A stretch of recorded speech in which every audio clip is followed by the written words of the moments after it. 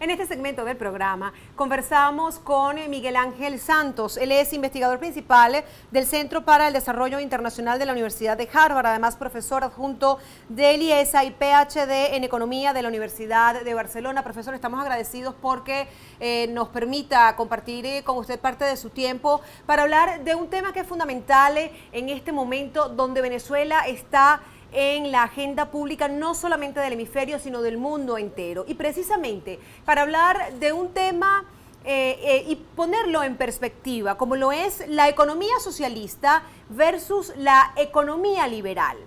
Partiendo de este tema, ¿cómo define usted una economía socialista, en este caso la economía socialista del siglo XXI, o específicamente la economía socialista del siglo XXI, porque no hay otra en el mundo con esta significación? Sí, bueno, no, muchísimas gracias. Lo primero que me gustaría aclarar es que cuando uno habla de socialismo, está hablando de un rango muy amplio de fenómenos que tienen características muy diferentes. El gobierno de Michelle Bachelet en Chile se define como un gobierno socialista y sin embargo no se le ocurrirían ninguna de las locuras que están ocurriendo en Venezuela. El gobierno de Daniel Ortega en Nicaragua es un gobierno que se define como socialista, pero que tiene una inflación de un dígito, que no anda persiguiendo y expropiando empresarios privados, que no tiene hiperinflación.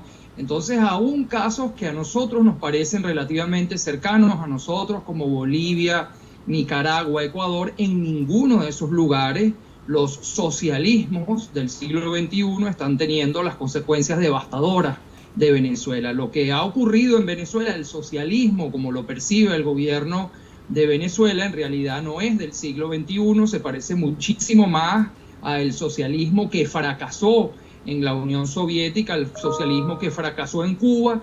Es un proyecto de dominación social, es un proyecto a través del cual el Estado le roba a la sociedad todos los mecanismos a través de los cuales la sociedad se organiza de manera espontánea para producir las cosas que la gente demanda y ofrecer lo mejor que es posible ofrecer dado los recursos de la gente.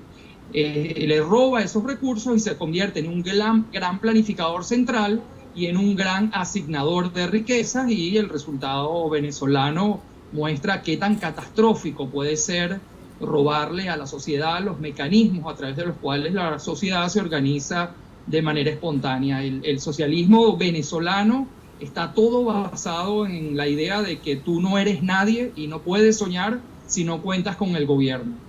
Y eso es una cosa muy peligrosa que ha llevado a unos resultados verdaderamente catastróficos.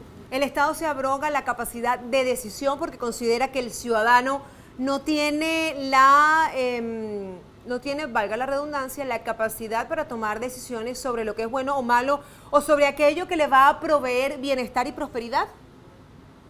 Sí, pero en el fondo, más que una creencia ideológica, es bastante práctica. Esa manera de pensar lo que hace es fundamentar un proyecto de control social y dominación que garantiza la permanencia del poder del grupo o la élite que está en el poder. Entonces, lo que tú estás tratando de pensar intelectualmente como en un cuerpo de conocimientos que ellos siguen y en el que se basan, no es otra cosa que cualquier cosa que rime con la aspiración que ellos tienen de permanecer en el poder. Para eso es necesario controlar todos los recursos. Para controlar todos los recursos es necesario expropiar al sector privado, y entonces a partir de ahí montar un proyecto hegemónico. Entonces no es una cosa tan intelectual y tan abstracta como nos gustaría que fuese a veces. Es una manera de pensar bastante práctica para el objetivo que ellos tienen en mente, que es perpetuarse en el poder. Pareciera que de la teoría a la práctica hay un trecho amplio que recorrer, y en la teoría un sistema de gobierno se supone que sería más frágil a sostenerse en el tiempo si el modelo económico no es un modelo que provee prosperidad, que provee bienestar, que impulsa a un Estado hacia la senda del desarrollo. ¿Por qué en Venezuela se ha sostenido durante 18 años? Bueno, porque no hay democracia. El Premio Nobel de Economía Amartya Sen hace ya algunos años hizo una observación muy aguda en la que poca gente había pensado hasta entonces. No ha habido nunca una hambruna en el mundo en un país donde exista la democracia. Por esa misma racionalidad que tú acabas de hacer, las personas que estén pasando hambre nunca estarían dispuestas a votar por un gobierno que las mantenga pasando hambre. Entonces todos los episodios de hambruna que ha habido en el mundo, y la crisis humanitaria de Venezuela se aproxima a una situación de hambruna y tiene rasgos de crisis humanitaria grave sin ninguna duda, son consecuencia de que la gente no es capaz de elegir y ejercer su derecho a elegir autoridades que le planteen una ruta distinta. Pero la percepción del colectivo es que el gobierno del presidente Nicolás Maduro, así como el gobierno del expresidente Hugo Chávez, le daban comida, le ponían el alimento al alcance de la mano a través de hoy día estas cajas que conocemos como las cajas de los comités locales de abastecimiento y producción CLAP, aunque ellos deben pagar y hacer cola por estos alimentos. Bueno, pues son los únicos que hay disponibles. Yo pienso que el gobierno del presidente Chávez es distinto, no en las políticas, que son exactamente las mismas y son el origen de a dónde llegamos, sino que Chávez gobernó Venezuela en un periodo que va de 2004 a 2012, donde se produce una de las bonanzas petroleras más extraordinarias de la historia. Si nosotros nos ponemos a ver los beneficios sociales que recibió la gente, que sí los recibió en términos de consumo de cosas baratas, esos beneficios en contraste con la bonanza se quedan completamente pálidos, pero además durante el periodo de la bonanza se endeudó, multiplicó la deuda de la República por 6 en 6 años. O sea, mientras todos los países del mundo aprovecharon la bonanza para reducir su deuda externa, para invertir y para ahorrar, para cuando pasara la época de la bonanza, el gobierno de Venezuela no solo se disparó la bonanza entera, sino que además aumentó nuestra deuda por 6. Entonces, que nadie le quepa ninguna duda, el modelo de gobierno con el que gobernó Hugo Chávez y el modelo de gobierno con el que ha gobernado Nicolás Maduro son exactamente idénticos. Lo único que los diferencia son los resultados, porque Chávez reinó en una época de bonanza prolongada, muy aguda de recursos, y además, como Venezuela tenía dinero, el mundo se mostró dispuesto